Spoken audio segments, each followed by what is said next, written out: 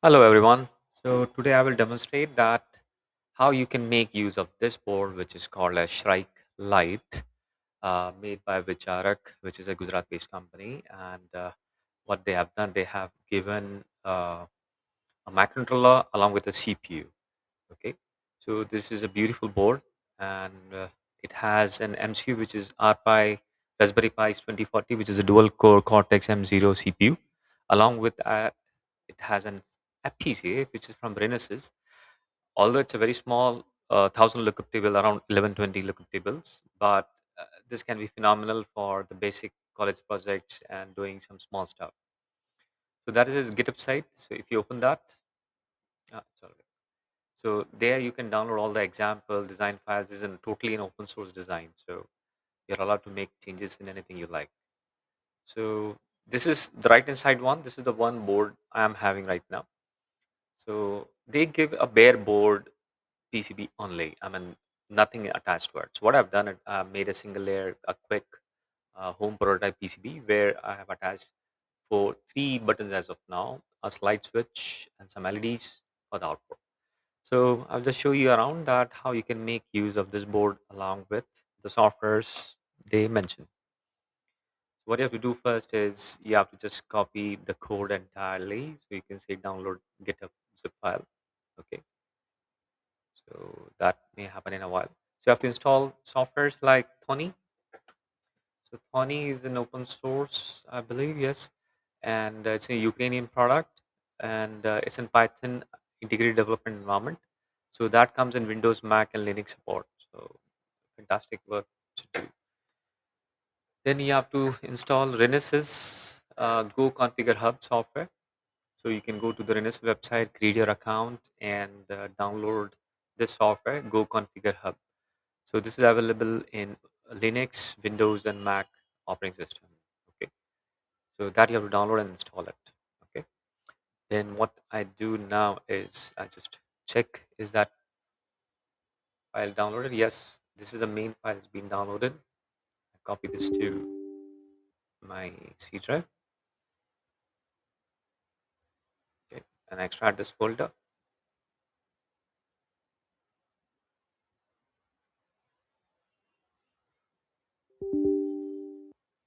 Okay,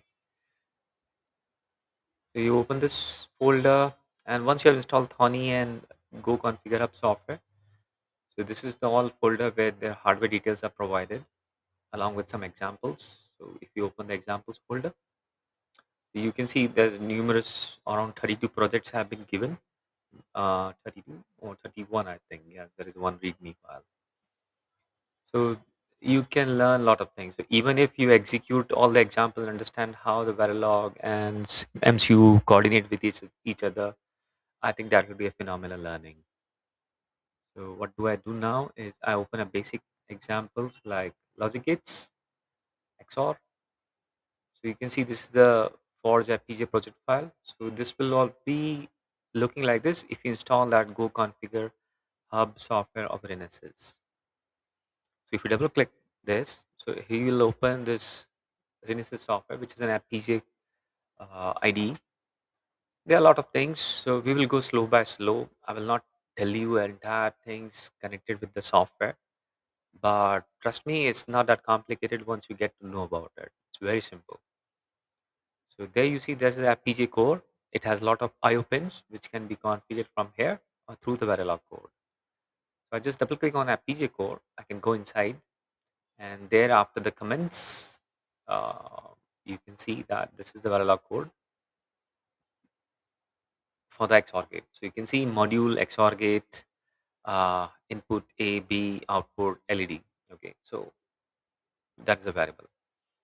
Now, one thing we learn right now is that this FPGA, it for every IO pin, he has an output enable pin. So if you want to use an output, okay, then you have to explicitly declare an enable pin, and that you can make always high. But that is a kind of additional thing you have to do. In many other FPGAs, this is not required, but this is how this particular FPGA works. That there is an enable pin, and you have to deliberately make it enable. Okay, so that's our XOR gate. So I just click synthesize and check is there any errors in the code or not. Yeah, there are some constraints mentioned in this, like IOPAD external pin. So he mentions that all these four pins are IOPADs, and plus he mentions star top bracket close. Then this module XOR gate becomes a top level module to be implemented in the FPGA. So our synthesis process is complete. You can see on the bottom left. Now comes the thing that I have to assign pins. What I do, I just delete all the previous configuration. Okay, I just select them and delete that, and tell you that how you can assign new pins. Now, I have attached this board to my additional design PCB. So this PCB has some buttons and slide switches, some LEDs. So what I do now is I just show you the schematic and the hardware of it.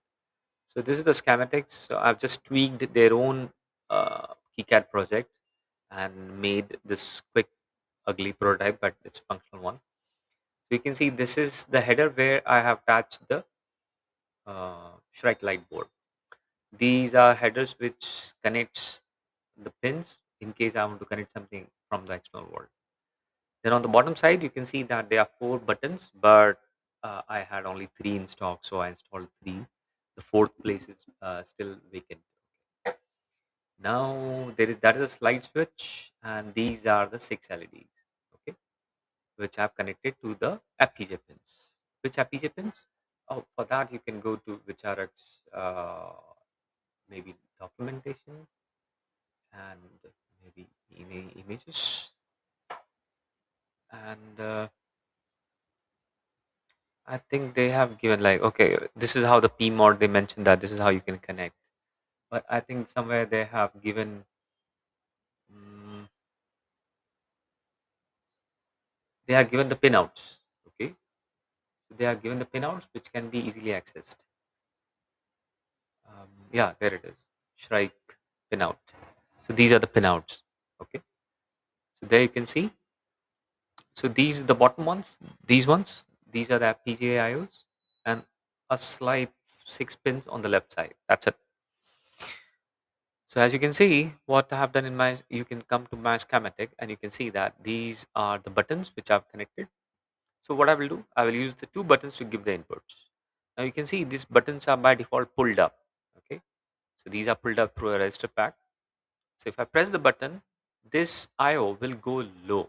Okay, so on the press of the button, the signal will be fed is low to the FPGA. So this is my FPGA pin 13 and 12, GPIO 13 and 12. So I go to co-configure hub software. So you can see on the left hand side, come down. So this is 13. So only the input. So I say this is A and 12 is B. I think, yep, 13 and 12. Okay, that's it.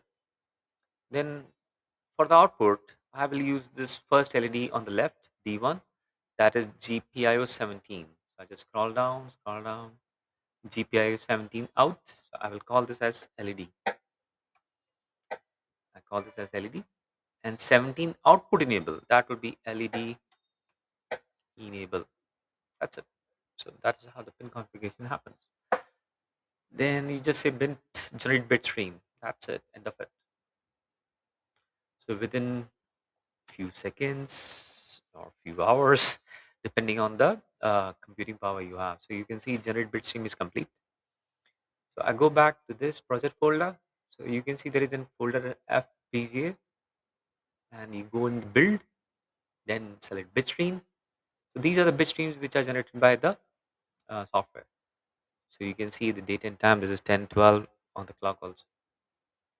You have to use only this bitstream, FPGA bitstream underscore MCU. Don't use any other bitstream than this. If you use especially the OTP one, because that is one time programmable binary file or the programming file. Once you download and execute this, the FPGA will be forever configured as a one time programmable device. So you cannot use the FPGA once again apart from the XOR gate you have just made. So just copy this FPGA bitstream MCU with, and you open your file explorer. Oh, I have to connect the board. Yeah. So just power it through the USB port. So if you open your device manager, so you can see that this comes as a USB serial device COM29. Okay. Now it's time to open Thony. Acha, I forgot to copy. So when you connect this device to the USB port of your CPU or the laptop, so you can see that he opens a pen drive. So just copy the binary file over here. So I just paste this. So you can see that FPGA bitstream MCU comes over here. So in the Thony, if you are configuring using the Thony for the first time, so you have to tell the Thony that which interpreter you are going to use it for. So you have to go to Tools, Options, and select interpreter as MicroPython Raspberry Pi 2040. So that is what you will use.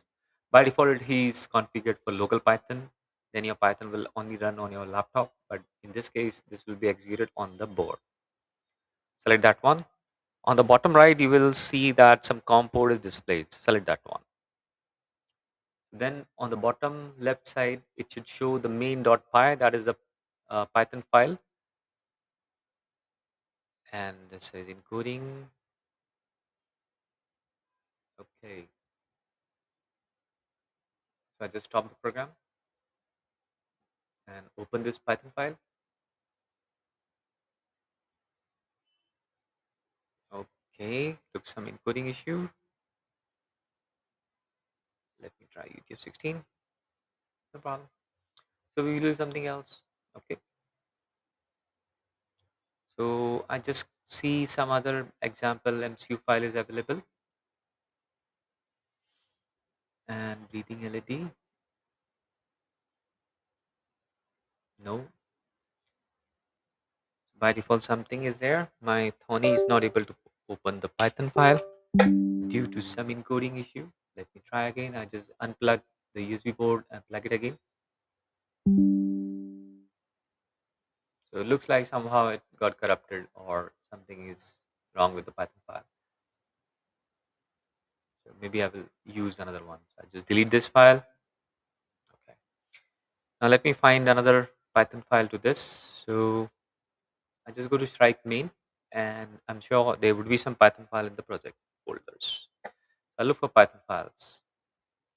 So you see there's a blink all file. So I just copy this and paste it in the med drive. So you can see blink all. So let me open this through the Thony. When you stop this, open the blink all.py. There you can see that he executes and program in the MCU where he toggles all the pins of the microcontroller. So, okay, we are not interested in this part as of now. We are interested only in these two functions. So there you see these two functions are added by the programmer to reset the FPGA and program the FPGA with this binary file. Now how this happens? So if you go back to your GitHub of this, so they explain that this board has an MCU, okay, that is RP2040, along with an FPGA. Both are connected through an SPI bus. So what happens when you download your programming file of FPGA, which to the flash, okay, memory connected to the CPU. So then CPU can load the binary file of the FPGA and program the FPGA using the SPI communication line. Okay. So that is why you can see that they mentioned that we have provided 4 to 6 bit of communication lane. So that is what we have to do. Okay. So because FPGA cannot be programmed from any other place. So I go back to Thony. So I say, okay, I want to download the binary file, but my name of the binary file is this FPGA bitstream underscore MCU. So come copy this file name and I paste it there. And I just click run. So this guy has start working. So okay, I see one LED flashing, but probably because that is connected because of the somewhere over here. So I just remove all the LED pins, give it only 4. Run again. Okay. So somehow the FPGA is keeping that pin constant, but that is okay. Our focus is on the first LED pin on the top, the first LED pin. Okay. So that is an XOR gate. So as I mentioned that when both buttons are by default will be pulled high. So logic 1 1 XOR gate output is 0. That's why we see LED is off. Now I press one of the button. So you see I'm pressing one of the button. I press one button. So as I press this button, so this LED goes high. Why? Because 1 0 is 1. So that's why the XOR gate behaves like this. Now I press the first button, so you can see again the LED goes high. I release this, LED becomes 0. If I press 1 and then press the second one, then the LED goes low. The XOR gate works fantastically. So this is how you can download any of the programs from the example folders and try by yourself. And let me know in the comments, or maybe if you want to reach out directly to me, I can help you and guide you into this. Thank you so much.